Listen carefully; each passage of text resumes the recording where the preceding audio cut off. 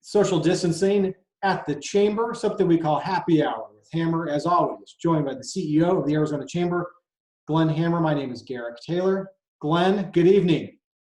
Good evening. Good to be back on the show.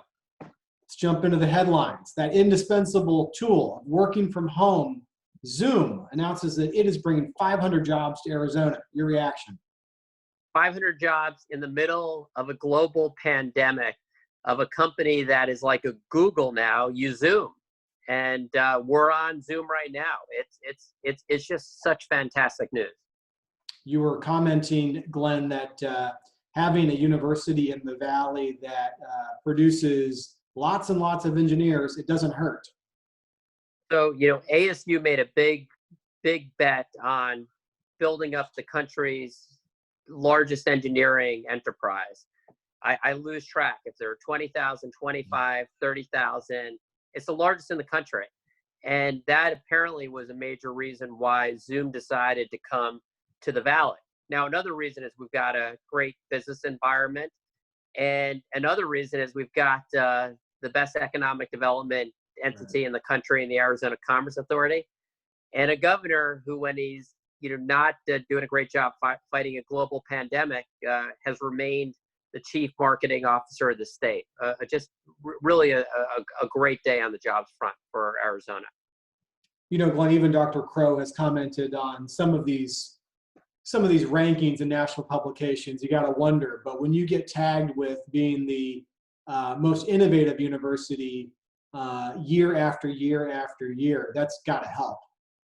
5 years, and I'm trying to get my sports. Is the Islanders win 4 or 5 championships in a row? I mean, to win 5 in a row, it may have been 4. I'll have to check that. To do that 5 years in a row is saying something. And the U.S. News and World Report is a source that all parents look at when they're making decisions on where to send their kids to college.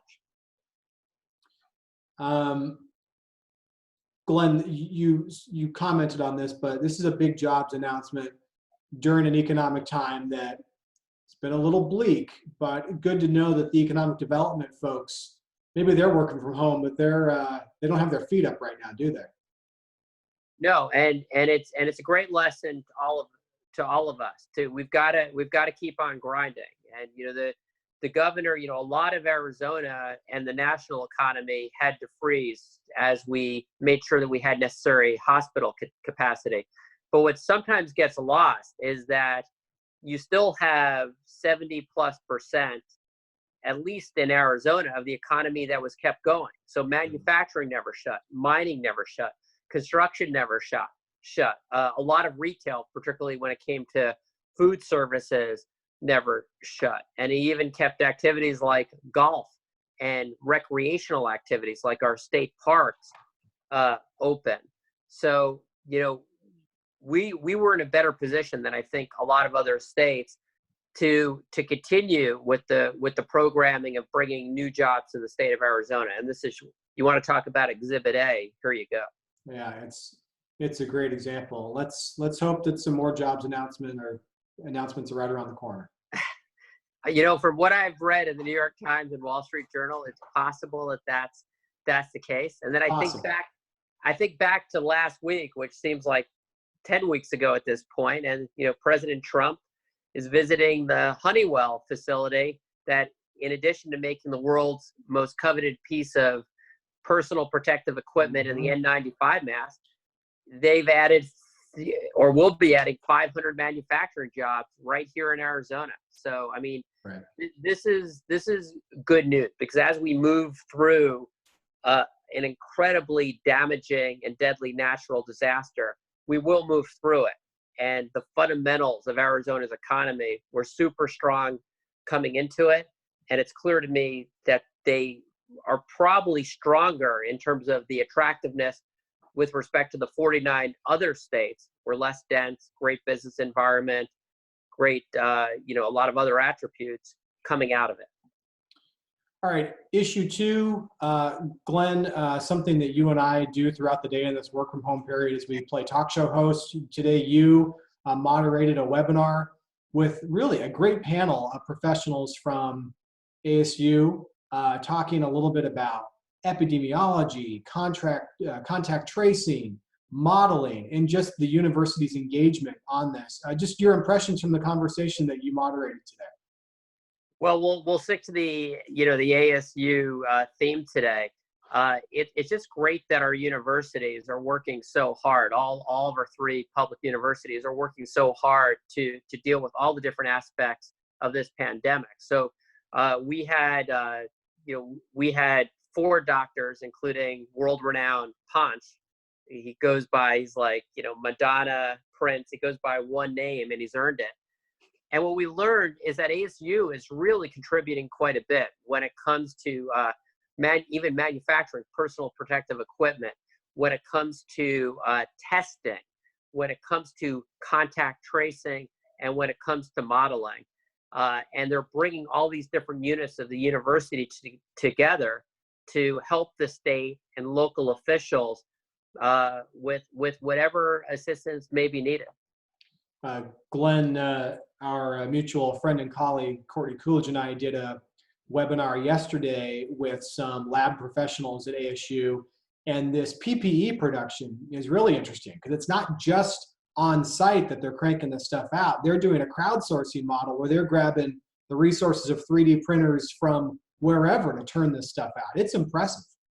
And they're making, am I correct, face shields? Yeah. I mean, hundreds possibly a day. That's right. And are they all possibly masks as well? Yeah, it's impressive. So, ASU Industries. Yeah. And it's just great. It's just another example of Arizona institutions stepping up really for the good of the order.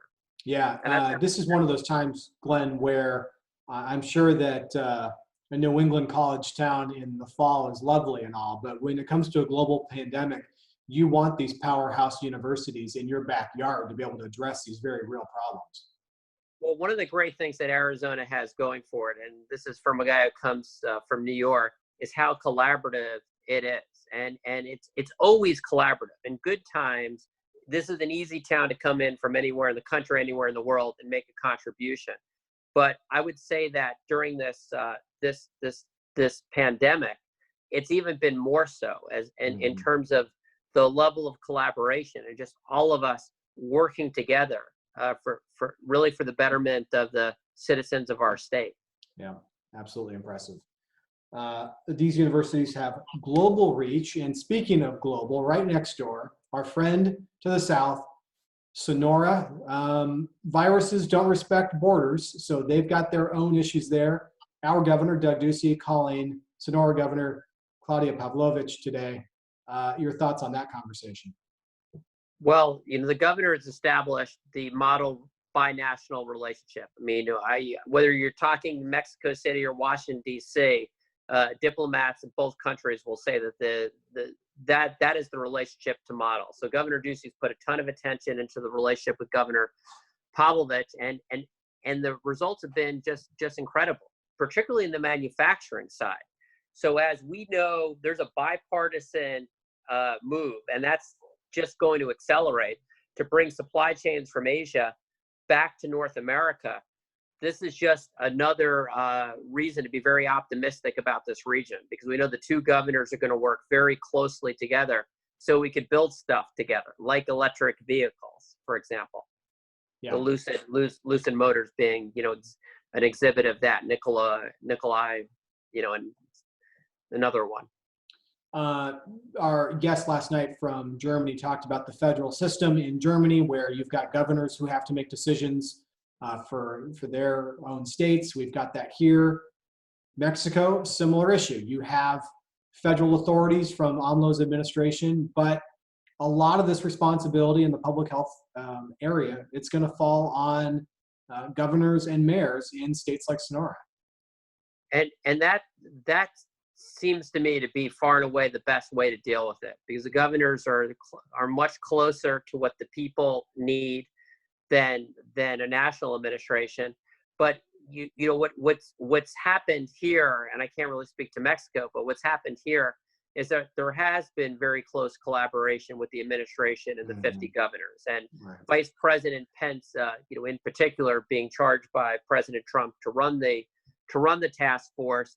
Again, I'm losing track of days and times, but it seems that it's just about every day there's a useful conference call or video conference call with the vice president and our nation's governors. And, and I think as a result of that, we've made tremendous progress when it comes to testing, PPE, masks, ventilators, and other aspects that are very important as we not just tackle the healthcare aspects, but the economic aspects of this situation. Absolutely. Glenn, that puts another show in the books coming up tomorrow, Friday. A special guest, we'll just tease it, but we've got another guest on tap. For those of you who, if you're interested in liability reform, tune in tomorrow. And boy, if that doesn't get you leaning forward when we say liability reform, but you'll like it, we promise. Well, it gets me going. I hope it does the same for our viewers. But the gentleman that we're going to have on the program will make a very passionate case as to why this is such an important component of re-energizing our state's economy and our national economy. That's right. All right, cliffhanger ending. Tune in tomorrow for that. Glenn, thanks for joining us as always. We'll catch you on the next show. Have a good evening.